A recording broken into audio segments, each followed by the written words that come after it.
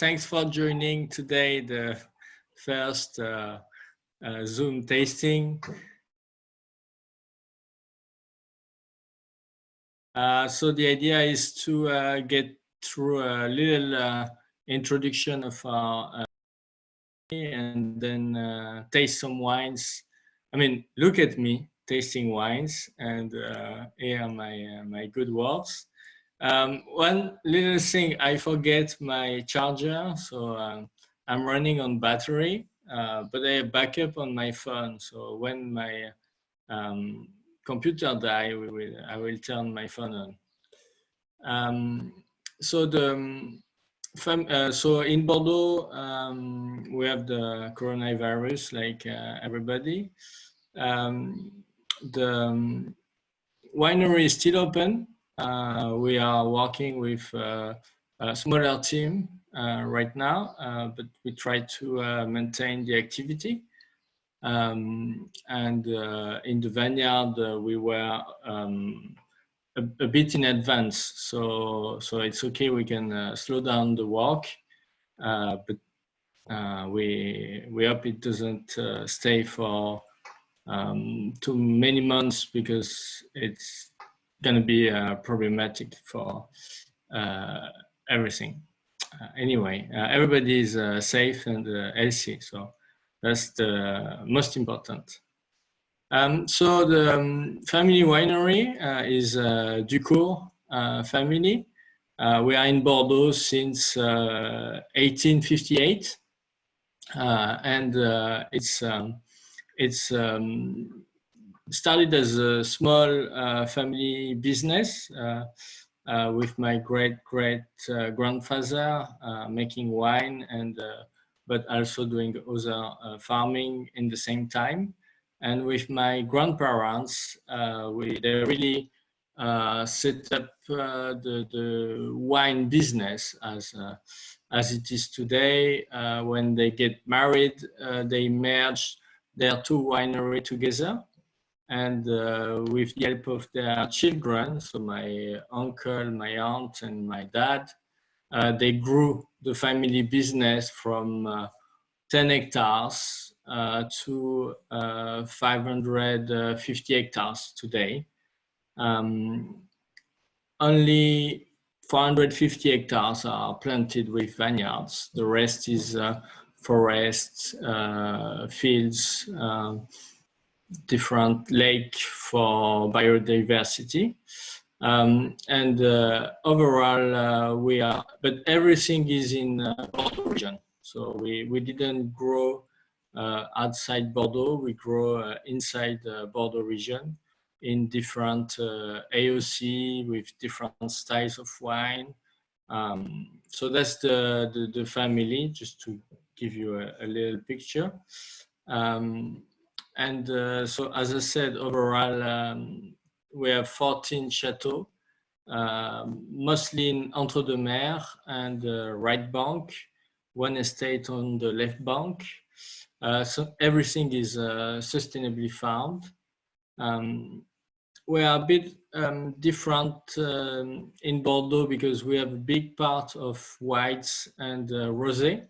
As you can see, red is only 50%. Whereas most of Bordeaux producers normally is more like 80–90% reds, or even 100% reds. So that's big particularity from us, which means we make lots of dry whites, semi-sweet whites, rosé, that we normally sell within the year or 2 years. And the reds we tend to sell later and to age for a longer time. That's a little map. So Bordeaux, we are in southwest of France, next to the ocean. As you can see, the green region is Entre-deux-Mers. It's where we have most of the estate. The south of Bordeaux, in the orange, we have an estate called Château La Roque on the left bank. And in the pink part, the right bank, that's where we have some other estates like Château Plaisance, Château Jacques Noir in Saint-Emilion. So we're gonna go through the wines. We start with, oh, sorry, there is two rivers in Bordeaux. The Garonne River on the south and the Dordogne River on the north. That's what divides basically the three big parts of Bordeaux: the left bank, the Entre-deux-Mers in the middle, and the right bank. So Entre-deux-Mers, that's where we are. That's where the winery is based. And that's where we started the family business. With Europvin, we've been working together for 35 years. So pretty long time. And we started with one estate called Chateaubriand. Chateaubriand, we have a red, white, and a rosé. So today we're gonna taste the white and the red. Chateaubriand, sorry, it's so we are in the middle of Entre-deux-Mers on clay and limestone. Pretty isolated estate in the middle of the forest. Very nice. The white is 100% Sauvignon Blanc, so that's the white. So we like to make fresh, vibrant white wines. So this is really typical from what we do. I'll show you the label again. And this is the 2019 vintage, so the most recent vintage. We just bottled in January. So it's very fresh, very aromatic, nice citrus fruits. But in the same time, Sauvignon, we age a little longer to give more roundness in the mouth and more complexity. So it's not too acid. It's fresh, but it has some roundness, some fruit, nice yellow fruit in the mouth.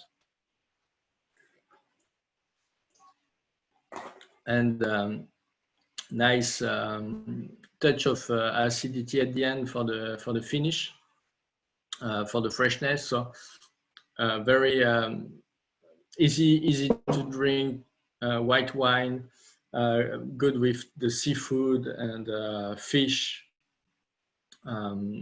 Very light. It can be drunk very young like that, but it also can be kept for a couple of years. The freshness can give some time of aging. Same estate, we have the Brio Red, same label, but in red. The red, this is the 2018 vintage. So basically the youngest vintage we just bottled. Brio Red is mostly Cabernet Sauvignon with 2/3 Cabernet Sauvignon, 1/3 Merlot. Little bit of the blend is aged for 12 months in oak barrel, but the majority of the blend is aged in stainless steel. So the idea is more of a fruity style Bordeaux, just a touch of wood barrel aging just for the structure, for the tannin, but not dry. Easy and fruity. So 2018 was quite a warm and good vintage in Bordeaux. So you have a nice fruits coming forward, and it's quite ripe.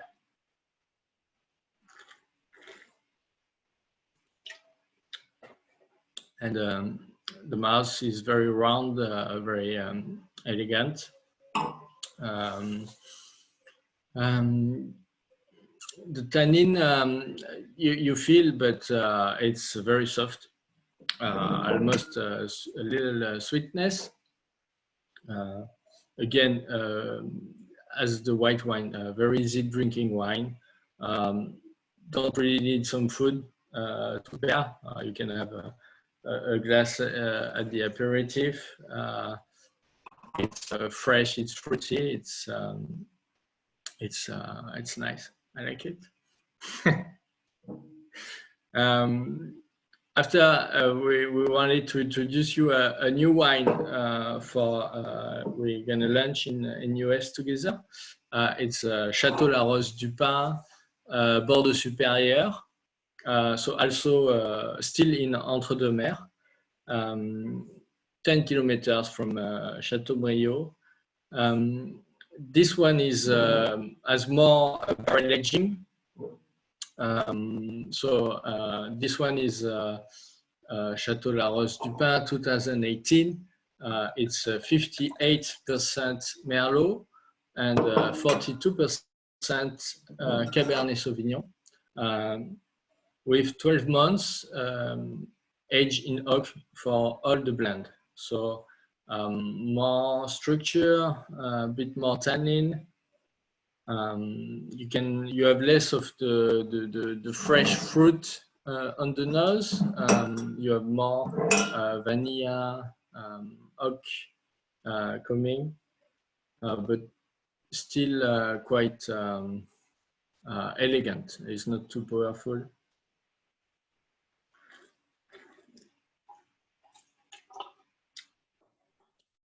It's quite a young wine, 2018. So it has this nice big mouthfeel. It will soften down in the coming months. But again, the tannin are ripe, so it doesn't feel too dry, too powerful. It's pretty good now to taste. So that's Chateau La Rose du Pin. Mr. Jonathan, just a question. James is asking, what are the soils at La Rose du Pin? It's same as Brio. It's clay limestone. We are on the top of the Entre-deux-Mers plateau. So it's quite, how to say, underground, lots of limestone and some gallery, some tunnel. So it's well drained. But the clay on the surface allows the grapes to stay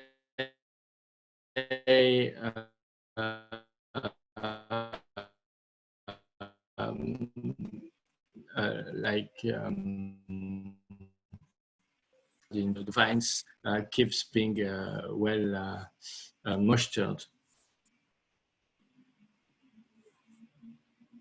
Thank you. You're welcome.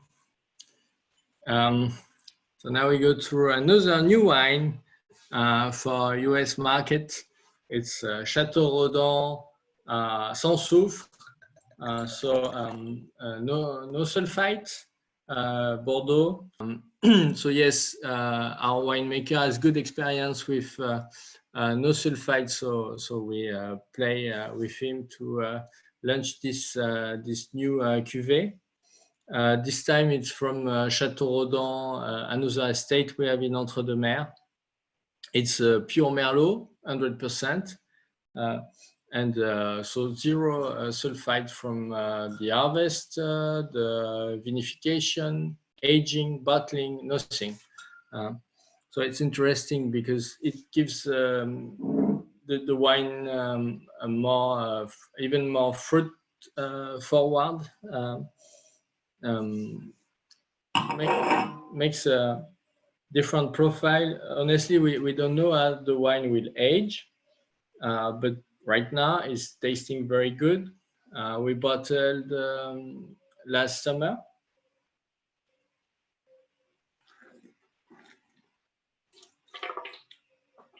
And so the pure Merlot, very fruity, almost very juicy, almost like eating fresh fruit. It's fun, it's different.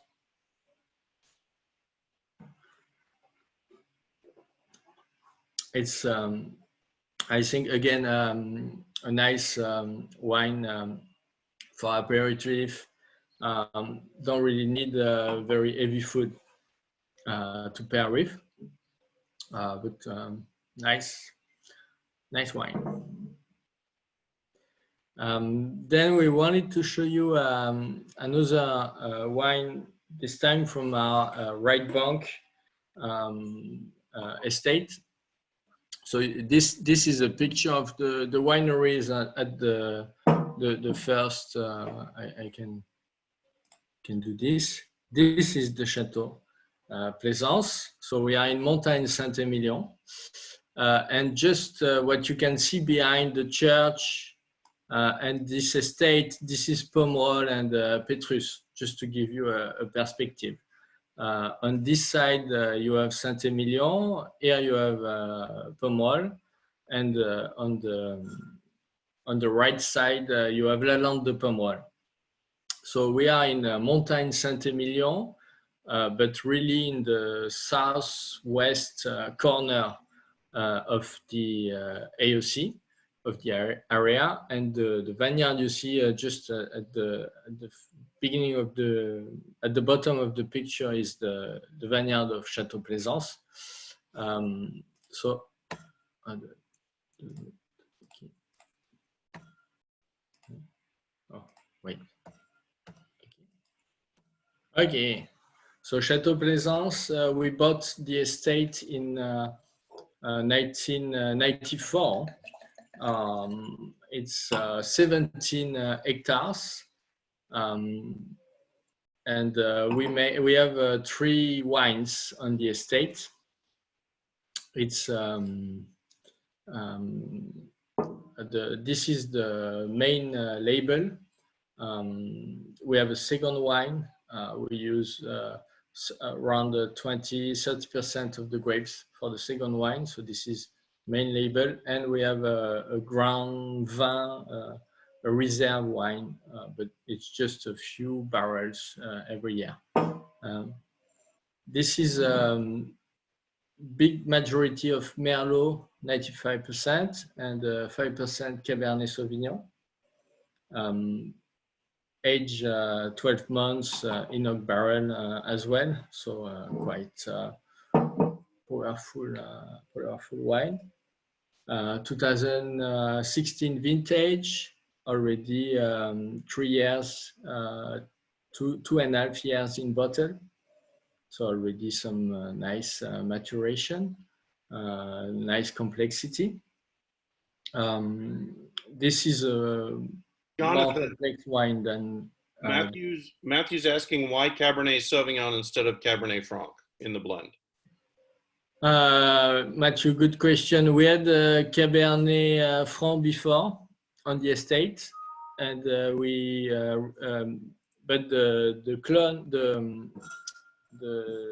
clone we were using was not very good, so we removed the Cabernet Franc, and at the time we thought we'd try some Cabernet Sauvignon instead, because it's later ripening, and we like the blend Merlot Cabernet Sauvignon. So that's a choice we made 10 years ago. But in the future, what we do in general is to remove a little bit of Merlot and blend with a bit more of other grapes varietal. So maybe if we plant Cabernet Franc again, we will choose for sure a better clone, and maybe we put some Cabernet Franc again in the blend, but maybe 5-10 years later, we'll see. Thank you. So yes, quite dense, concentrated wine. You have nice fruit, dark fruit, some fresh fruit, cigar nuts.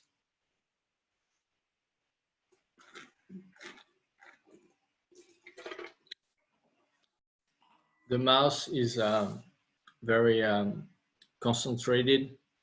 Lots of not lots of tannin, but quite what you expect from a right bank.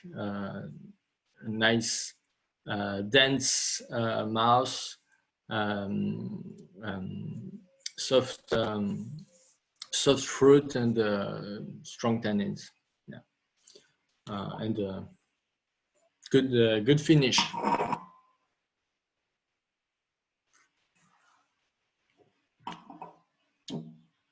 Chateau Plaisance, 2016. So some of you know already.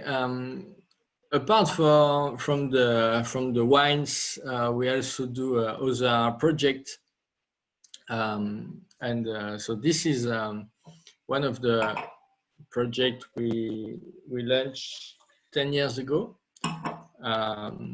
It's called Blanc Limay.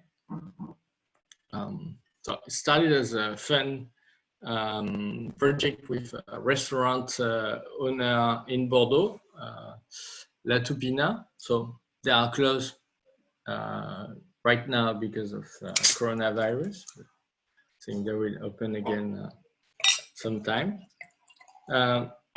It's a traditional recipe from southwest of France that we wanted to revive with this restaurant owner.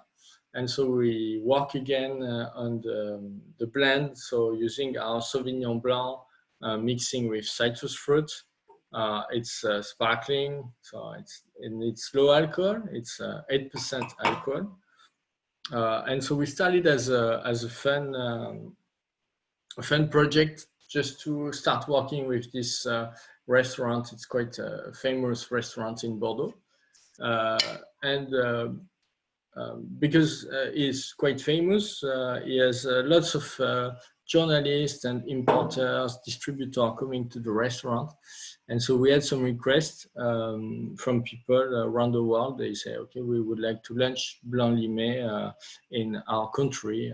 Can you do that? And so something that started for local Bordeaux market. Now we export 90% of the production to around 10 countries. So it's pretty fun.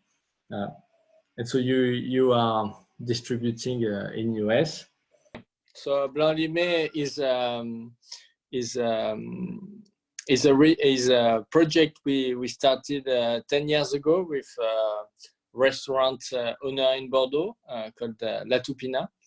And the idea was to revive all the traditional recipe from southwest of France.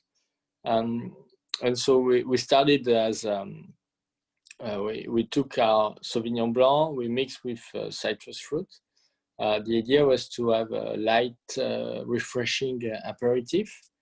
And we started the project just for local French market. But because the restaurant was quite famous, he had distributor from all around the world that came to eat there, and some were asking for distribution of this product. So now, as I was saying, 90% of the sales is outside France right now. Something we didn't thought at the beginning. So only French were interested in this. So it's a light aperitif. It's only 8% alcohol.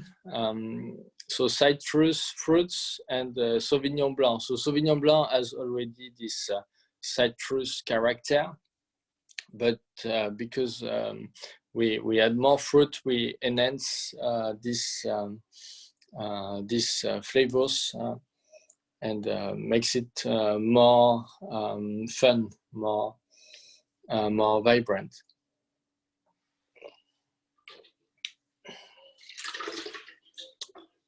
It's light, fresh, citrusy, nice balance, acidity. It's slightly sweet, very light, very good for aperitif, for summertime, for even some spicy food works well with blanc limé. Some light dish. And after the blanc limé, we launched a second recipe called rosé limé. So same idea, rosé, merlot, citrus fruit, and this time we added red fruits as well. And same idea, light, refreshing, low alcohol aperitif. So this time the merlot, the red fruit makes it more fruity, less acidity, a bit more like candy, little red fruits.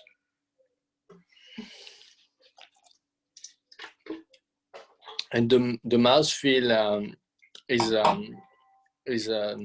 a bit sweeter because red fruits instead of citrus gives more sweet feelings, even if the sugar level in both are similar.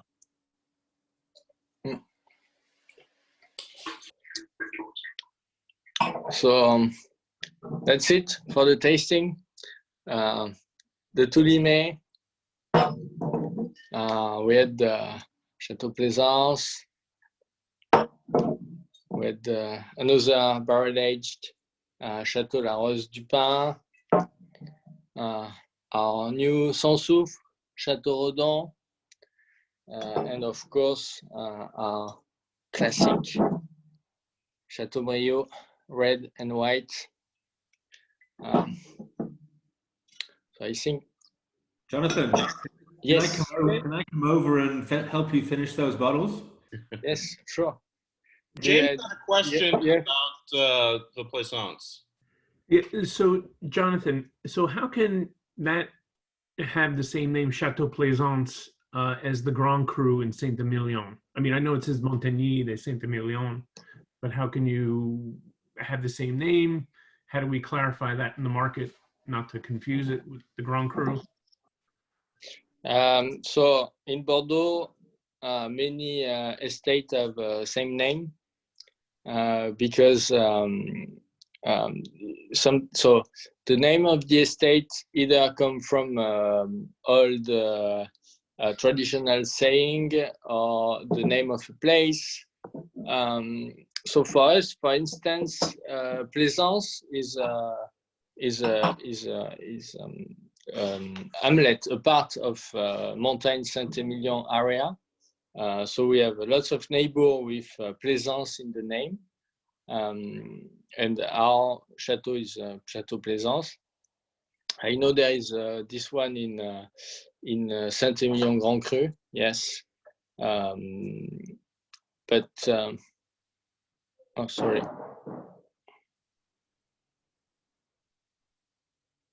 Hello? Okay. Yes, somebody tried to call me. Yes, to clarify, you just have to say it's the Chateau Plaisance from Montagne Saint-Emilion. I know it's not sometimes not easy, but it's the way it is. Many chateaux share the same name in Bordeaux. And you can share the same name if you don't share the same AOC. So because they are Saint-Emilion Grand Cru, we are Montagne Saint-Emilion. We are both allowed to communicate Chateau Plaisance. Okay. I'm going to unmute everyone, but if you have any questions, now's, I think, the time to ask. Any other questions?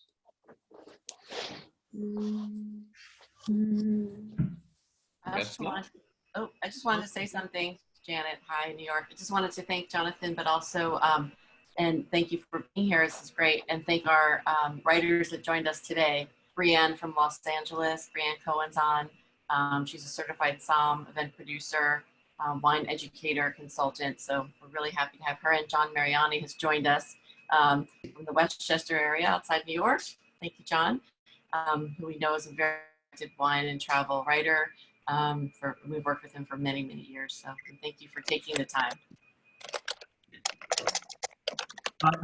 Just a point here, just the MSRPs for the journalists, and again, thank you so much for being part of the conference. The Chateaubriand Blanc and Rouge MSRP is $13.99. On the Chateau La Rose de Pen, the MSRP is $14.99. On the Chateau Redon Saint Soufre, the MSRP is $15.99. And on the Chateau Plaisance, the MSRP is $19.99. The Blanc Lamay and the Rosé Lamay, really depending on where you buy it, because there are based on local taxes there, because it is a sparkling wine, which is how we are getting away from the tariffs. That can be anywhere between $15.99 and $17.99. So I hope that adds a little bit of light to what we perceive as the great values that these products represent for us. Jonathan, there's a question from Sergio in your... So Jonathan, Sergio from the southeast of the United States, Florida, reporting live. So I would like to know what set the Ducourt family wines to be outstanding compared to other producers within your same region. Because we are doing live tasting on Zoom. We are the only one. But is there location, tradition, all together? What set you apart from your competitors? Yeah, it's a tricky question. We are 7,000 producers in Bordeaux. So of course, many of my colleagues are doing a great job too. What we try to do at our family winery is to be consistent, to deliver affordable wines, good price, always focus on quality, and every estate we try to bring a different style. What makes us maybe different is what I say at the beginning, is really trying to do new things like Blanc Limay, Rosé Limay, the Saint Soufre. We also have other project we are working on. We like to be innovative in Bordeaux. We like to taste new varietals. We like to taste new winemaking techniques. But always the focus is quality and good price. Yeah. Thank you. Jonathan, two questions. Sorry. First one is on the slides that you went through, the enologist, that's your brother, correct? So my brother is the head winemaker, but now we have 2 winemakers working with him. Okay. And so it's our Bordeaux winemaker that has good experience with the no sulfite. Okay. My second question is your farming practices. Are you practicing sustainable agriculture? Any organic farming, any biodynamic farming in any of the areas, experimenting with that? Yes, maybe I forget to say all our estates are sustainably farmed. There is a new certification in France called HVE3, High Environmental Value. It's something we've done for a very long time. We've been certified since 25 years. Right now, so that's the, let's say, the le socle, the minimum requirements for all our vineyards. But right now we are also, since 5 years, working with organic for a part of our estate. And now we want to apply for the organic certification for this specific vineyards. We've been running organic. In terms of biodynamic, we haven't tried yet. So that's where we are. We also now planted new grapes varietal that are naturally disease resistant. So going even further than organic, because it's basically almost zero spray per season. Thank you. Jonathan, I have a question. Some of the information you just mentioned regarding sustainability, can we work that into the sales tech sheets at some point going forward? Absolutely. Yeah, that'd be a big help. Jonathan, I have one more question. What are your thoughts on hand harvesting versus machine harvesting? I saw that you advertised machine harvesting in one of the tech sheets. Yes. So my grandfather started machine harvest in the 70s. And at the time, I think he went to, I don't remember which country to check the machine. And the thing was, we can do a harvest machine at the time only for the red wines, because for the white wine it was not good.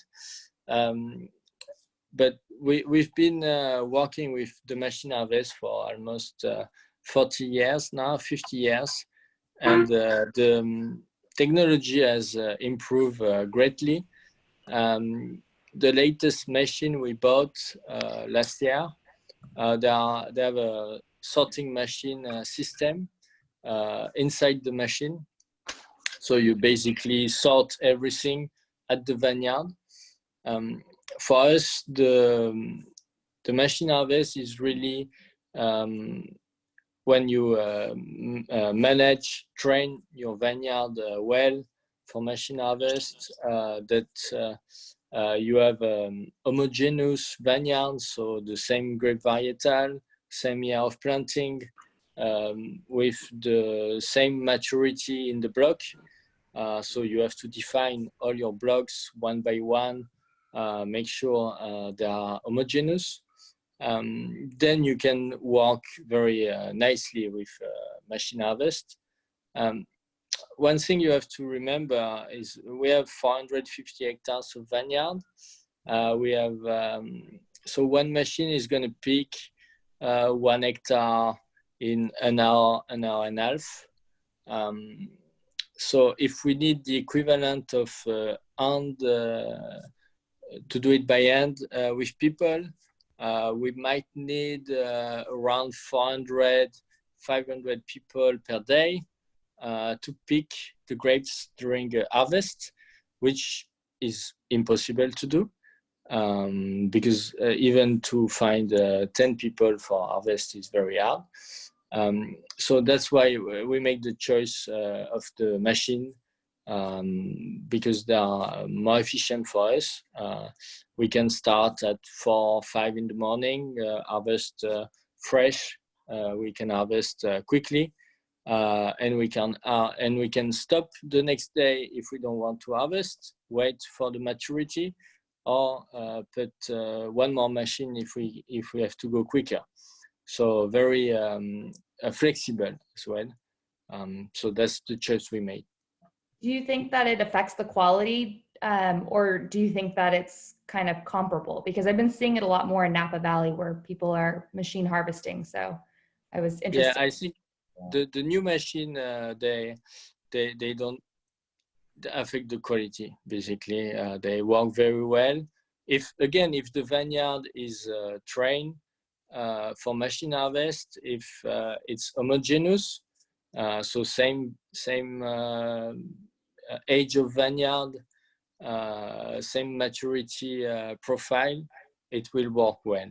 If you have a vineyard where you have half of old vines, half of young vines, and there you have to work by hand because one grape's going to be ripe and the other one will not be ripe yet. So we do that for some of our vineyards because we don't have the choice. But if we can, we prefer machine harvest now.